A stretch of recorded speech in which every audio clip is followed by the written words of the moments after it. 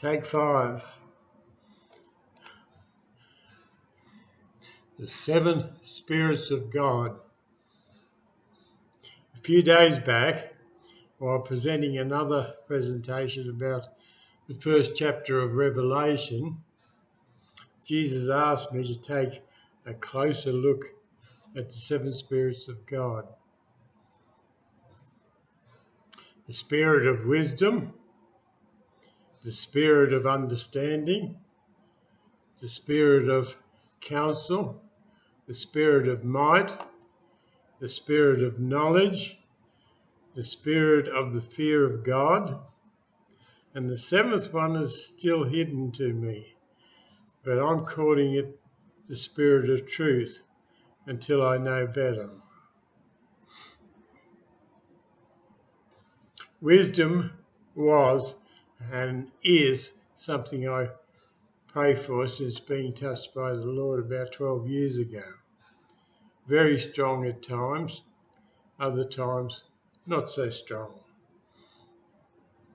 And I suppose when I was addicted to the worldly games, etc., not at all.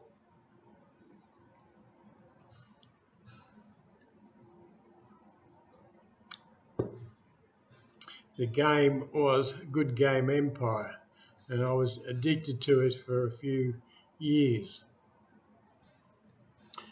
Our first look at the Spirit of wisdom was when Moses handed the leadership of the children of Israel over to Joshua.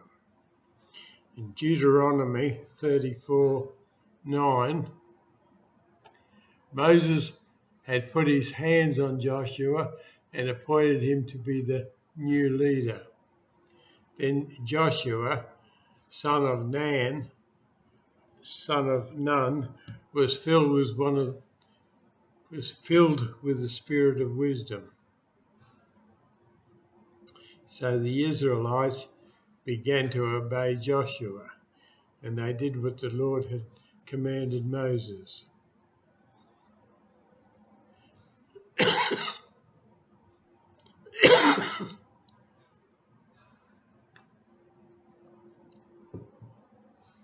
A look at wisdom, not from God, but from the world or Satan, is James 3:14-16.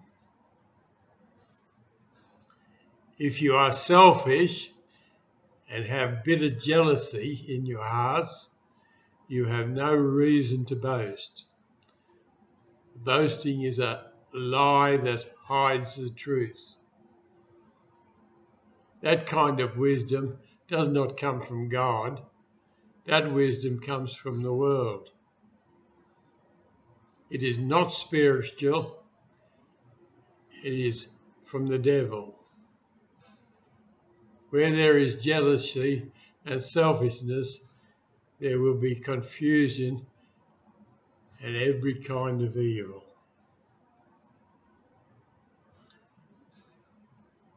Now, the Spirit of understanding would be also a spirit one prays to when stuck in a passage in the Bible or confused about what they have read.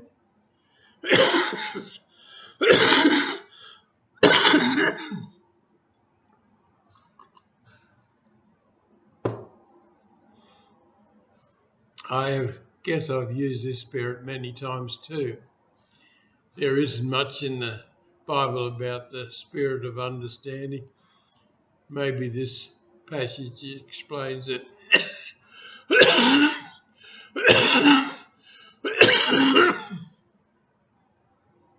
Romans 6:18-20.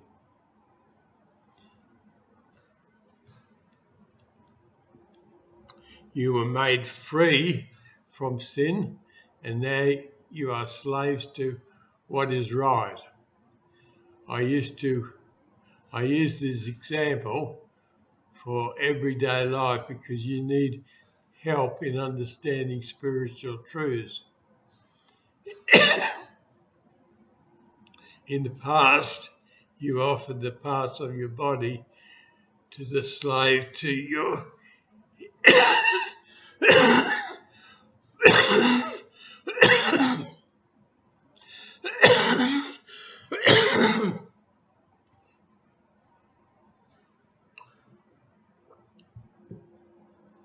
Sorry. Now, in the past, you offered your parts of your body to be slaves to your immoral and sinful thoughts. The result was you lived only for sin. In the same way, you must now offer yourselves to be slaves to what is right.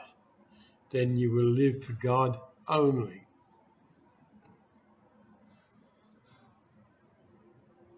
In the past, you were slaves to sin, and you did not even think about doing right. There is even less about the spirit of counsel, but it seems to be more about helping and encouraging one another in fellowship at our local church, etc. Colossians 3:15-17. Let the peace that Christ gives control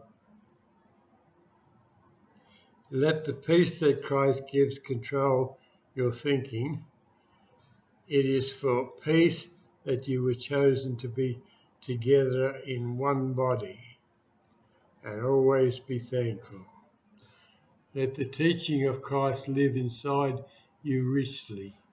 Use all the wisdom to teach and counsel each other. Sing psalms, hymns, spiritual songs with thankfulness in your heart to God. Everything you say, everything you do should be done for Jesus your Lord. And in all you do, give thanks to God the Father through Jesus.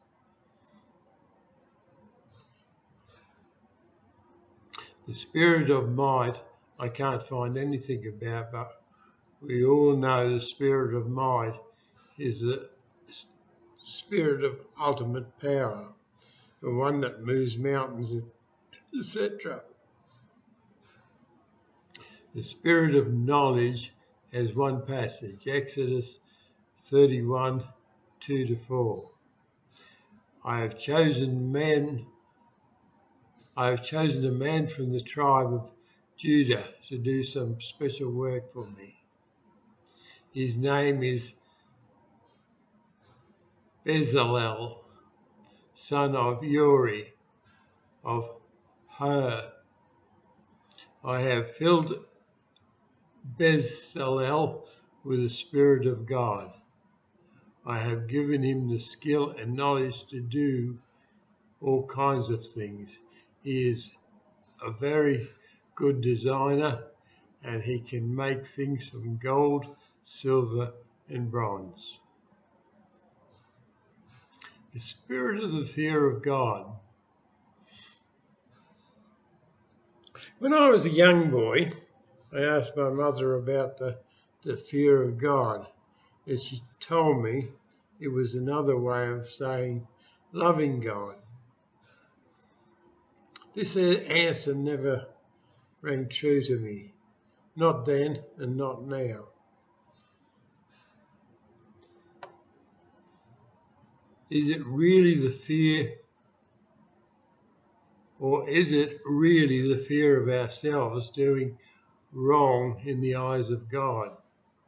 I feel that's a better way of explaining it.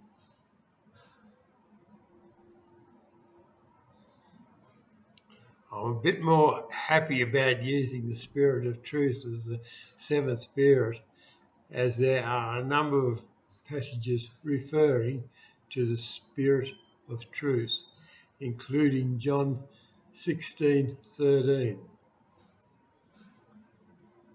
Howbeit, when he, the Spirit of Truth, is come, he will guide you into all truth. For he shall not speak of himself, but whatsoever he shall hear, that shall he speak, and he will show you things to come. The way I see it, the different spirits are sent out to comfort, guide us, and answer prayers in our different situations.